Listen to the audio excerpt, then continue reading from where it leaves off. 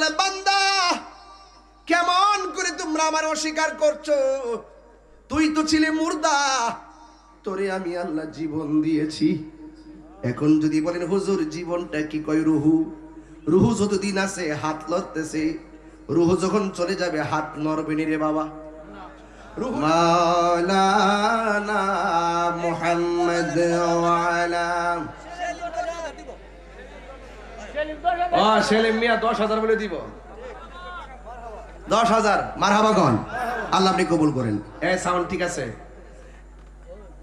লা ইলাহা, সবাই সবাই কণ্ঠ করে লা ইলাহা, লা ইলাহা ইল্লাল্লাহু মুহাম্মাদুর রাসূলুল্লাহ সাল্লাল্লাহু আলাইহি ওয়াসাল্লাম। সবাই পড়েন, কত জানাজার পড়েছি নামাজ, দিয়েছি কত দাফন। সবাই দিলটা নরম করে বাজান। শুরুতে কবর কথা বলার পরে আপনার মনটা নরম হয়েছে, এই জন্য আপনারা টাকাটা প্রতিযোগিতা করে দেওয়া শুরু করছেন। আপনারা এটা বিশ্বাস করছেন যে আমরা এই দানটা করলে লস হবে না, বরকত দেওয়ার মালিক কেডা? আল্লাহ। এবং যারা মারহাবা কইছেন, আমিন কইছেন, আপনারাও কিন্তু সমর্থন দিচ্ছেন, সাপোর্ট দিচ্ছেন, উৎসাহ দিচ্ছেন, আপনারা সওয়াব পাবেন। আলহামদুলিল্লাহ বলেন। সবাই আমার সাথে কণ্ঠ মিলাই মাঝখান থেকে উঠা বসা করবেন না, এটা আমি পছন্দ করি না। এবং অল্প সময়ের ভিতরে আমি গুছাই ফেলবো আজ ইনশাল্লাহ। কত জানাজার পড়েছি নামাজ, দিয়েছি কত দাফন, কত জানাজার পড়েছি নামাজ, দিয়েছি কত দাফন। কোথায় যেন আছে আমারও তৈরি সাদা কাফন, কত জানাজার পড়েছি নামাজ, দিয়েছি কত দাফন। একটা জবান বন্ধ রাখবেন না, মহব্বতে মায়ার সুরে বলুন সুবহানাল্লাহ। আমার যুবক ভাইয়ারা, আমার কাজীহাটার বাবা, আল্লাহ দয়া করলে কিন্তু অভাব হয় না রে বাজি। শুধুমাত্র ঈদগার জন্য 10 থেকে 12টা মিনিট চেষ্টা করলাম, 2,15,100 টাকা উঠে গেছে রে বাবা। 300 টাকা উঠে গেছে। 2,15,100 টাকা উঠে গেছে। এ যুবক জবানটা খুলে গন্ধন সম্পত্তি দেওয়ার মালিককে আল্লাহ। আল্লাহ চোখের পলকে কাউরে বাদশা বানায়, চোখের পলকে কাউরে ভিখারি বানায়। বন্ধু, ওই মনিব আমরারে দুনিয়ার মধ্যে টেন্ডার বাজি করার জন্য পাঠাই নাই, রাহাজানি করার জন্য পাঠাই নাই, কৃপণতা করার জন্য পাঠাই নাই। আল্লাহ রাব্বুল আলামিন কুরআনুল কারীমের মধ্যে চমৎকার ভাষায় বলে দিয়েছেন, ওয়া মা খালাকতুল জিন্না ওয়াল ইনসা ইল্লা লিয়াবুদুন।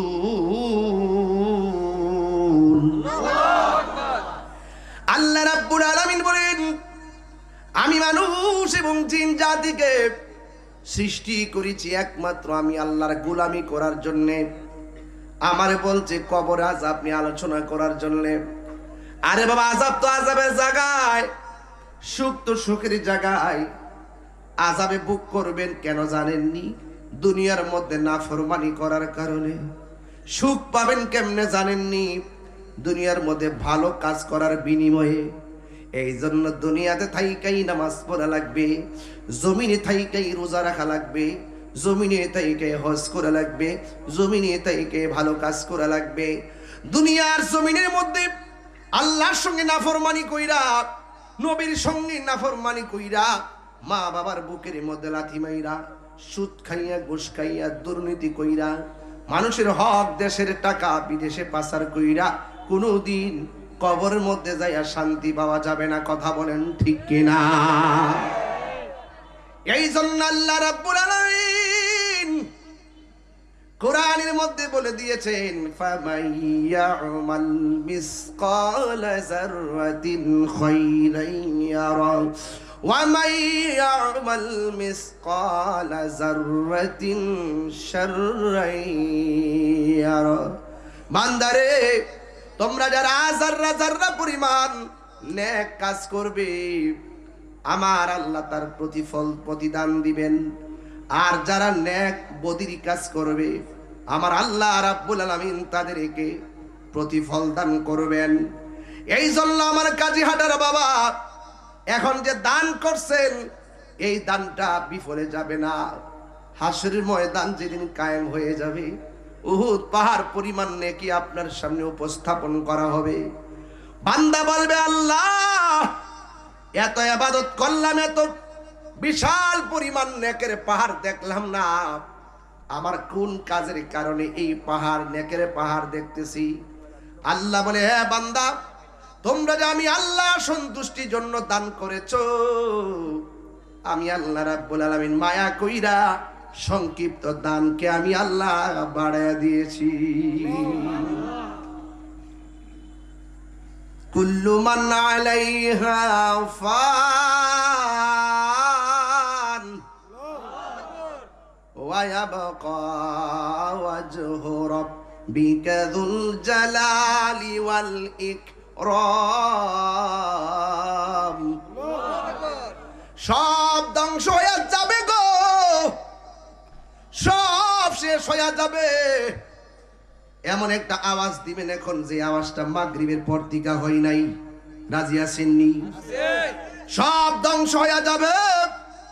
যিনি ছিলেন তিনি আছেন, তিনি থাকবেন। জবান খুলে বলো, তিনি কে? আরো জোরে, ওয়া ইলাহুকুম ইলাহু ওয়াহিদুন লা ইলাহা ইল্লা হুয়ার রাহমানুর রহিম।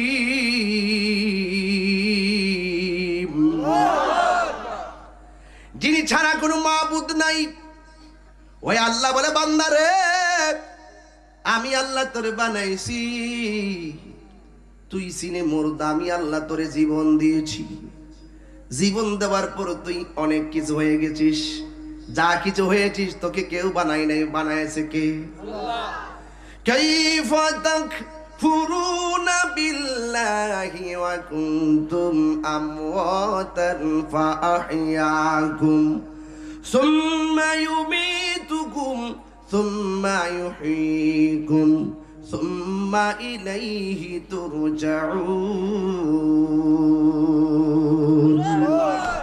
আল্লাহ বলে, বান্দা কেমন করে তোমরা আমার অস্বীকার করছো? তুই তো ছিলে মুর্দা, তোরে আমি আল্লাহ জীবন দিয়েছি। এখন যদি বলেন হুজুর জীবনটা কি কয়? রুহু, রুহু যতদিন আছে হাত লড়তেছে, রুহু যখন চলে যাবে হাত নড়বে নি রে বাবা। রুহু যখন চলে যাবে পা লড়বে নি। আল্লাহ রাব্বুল আলামিন কুরআনে বলেন, ইয়াসআলুনাকা আনির রূহ কুলির রূহু মিন আমরি রাব্বি। ও বন্ধু, পৃথিবীর কেউ যদি আপনাকে রূহ সম্পর্কে প্রশ্ন করে, আপনি বলবেন সেটা আল্লাহর আদেশ মাত্র। এই জন্য যতদিন রূহ আছে আমি এমপি সাহেব, যতদিন রূহ আছে আমি মন্ত্রী সাহেব, যতদিন রূহ আছে আমি বক্তা সাহেব, যতদিন রূহ আছে আমি এমপি সাহেব। রূহ যেই মাত্র চলে যাবে, মসজিদের মাইক দিয়া বলা হবে মরহুমের লাশ ময়দানে এসেছে। সেদিন কেউ বলবে না তাহিরি সাহেব জমিনে এসেছে। কথা কোন ঠিক কিনা? আল্লাহ বলে, আমি একটা থাবা মাইরা তোর সব মালিকানা বন্ধ করে দিমু। জীবনে টাকা টাকা করছস, টাকার মালিকানা সেকেন্ডে আমি আল্লাহ শেষ করে দিমু। বাড়ি বাড়ি করছো, বাড়ির মালিকানা আমি স্তব্ধ করে দিমু। ব্যবসা করছে, ব্যবসা সব আমি আল্লাহ বন্ধ করে দিমু।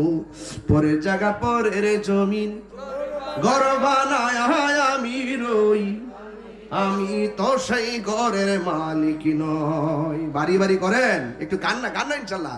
আরে পরের জায়গা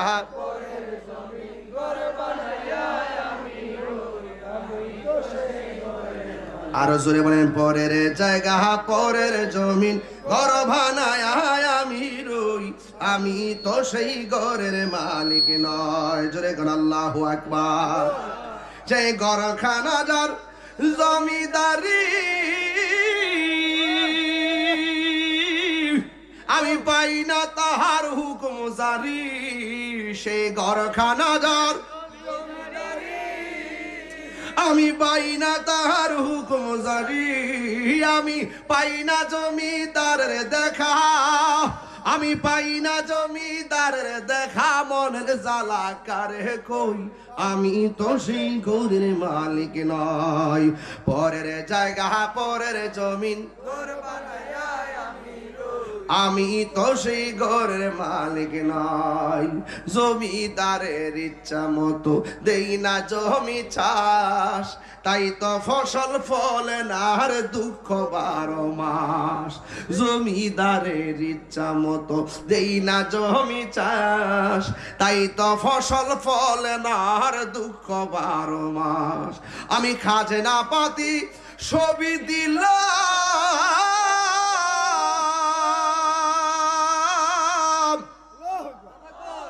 তবে জমিহীন আমার হই যে নিলাম।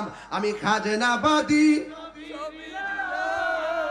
তবু জমিহীন আমার হই যে নিলাম। আমি চলি যে তার মন মজাইয়া, চলি যে তার মন মজাইয়া। দাখিলাই মিলে না সই, আমি তো সেই ঘরের মালিক নয়।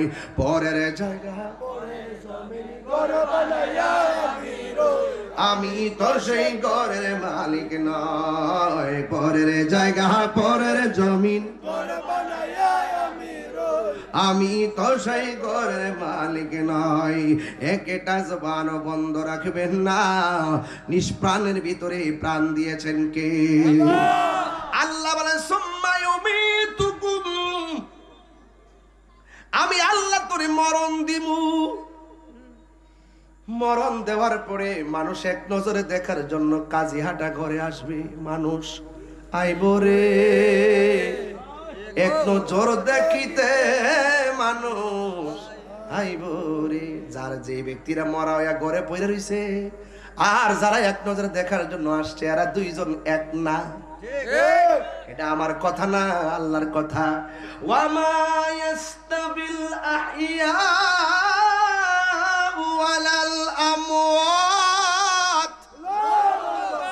আল্লাহ বলে বান্দারে, যারা মৃত আর যারা জীবিত তারা কখনো এক না। যেই মানুষটা ঘরে পড়ে রইছে, খবর নিয়ে কাপড়টা উল্টাইয়া দেখো পায়খানা করে বাসাইয়া দিছে।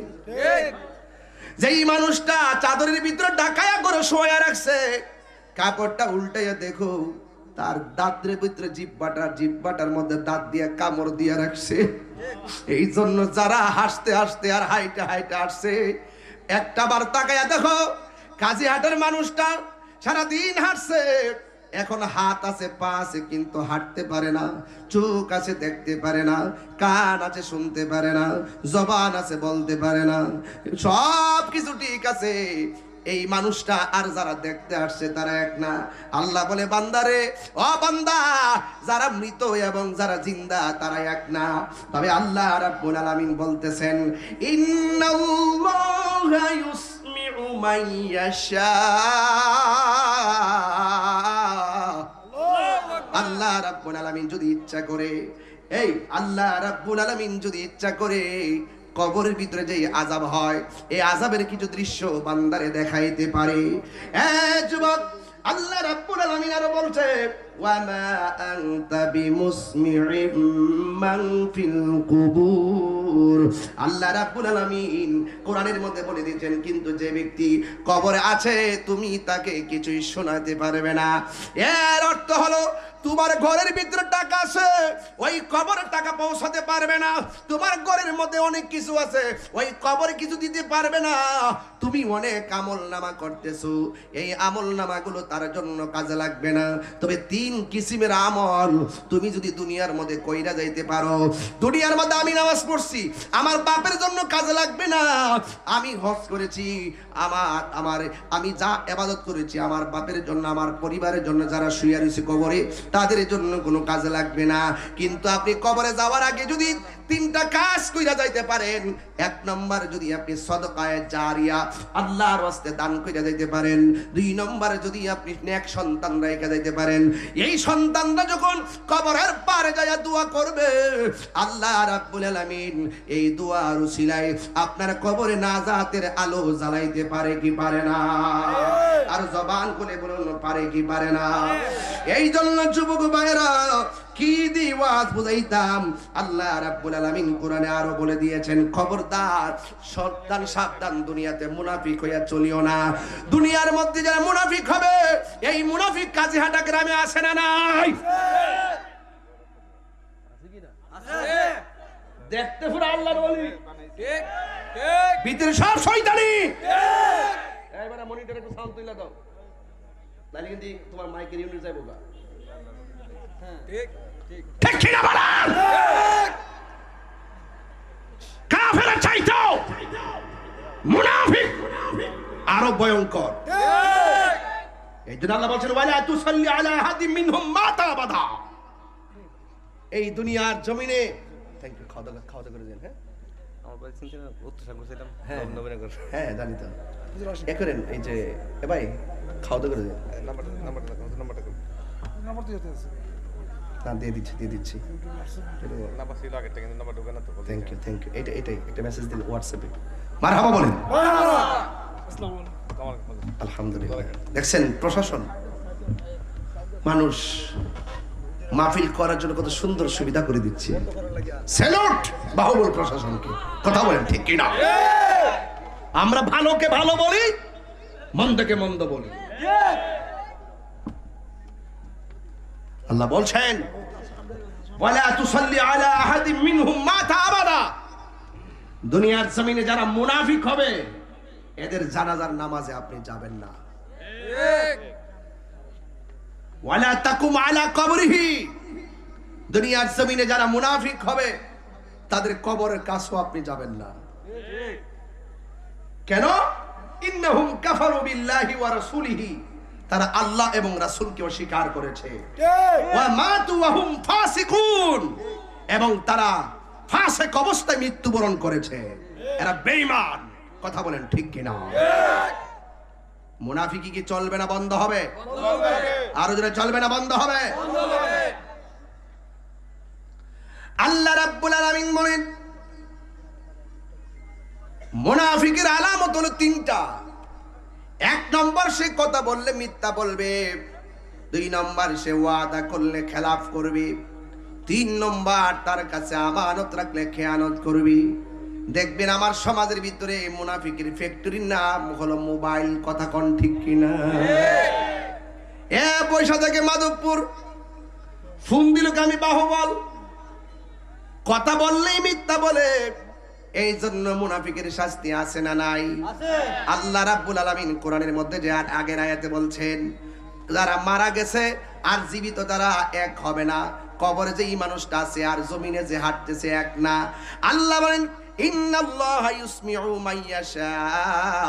আল্লাহ রাব্বুল আলামিন বলেন যে কবরের ভিতরে যেই মানুষটা আছে, ওই মানুষটার আওয়াজ, এই মানুষটার দৃশ্য আল্লাহ দুনিয়াতে যারা ইচ্ছা তাকে দেখায় দিতে পারেন। এই জন্যই তো আল্লাহর হাবিব সাল্লাল্লাহু তাআলা আলাইহি ওয়াসাল্লাম তিনি গুরুস্থানের পাশ দিয়ে হাঁটতেছেন। হাঁটার পরে দেখতেছেন এই গুরুস্থানের উপর দিয়ে হাঁটার সময় আমার নবী সাহাবায়ে কেরামকে বললেন, সাহাবায়ে কেরাম তোমরা আমার কাছে খেজুরের ডাল নিয়ে আসো। আল্লাহর হাবিবে খেজুরের ডাল আনলেন, আইনা কবরের মধ্যে খেজুরের ডাল লাগাইয়া দিলেন। সাহাবীরা ডাক দিয়ে, আল্লাহু আকবার শুরু হবে, সাহাবীরা ডাক দিয়ে ইয়া রাসূলুল্লাহ, নবী গো,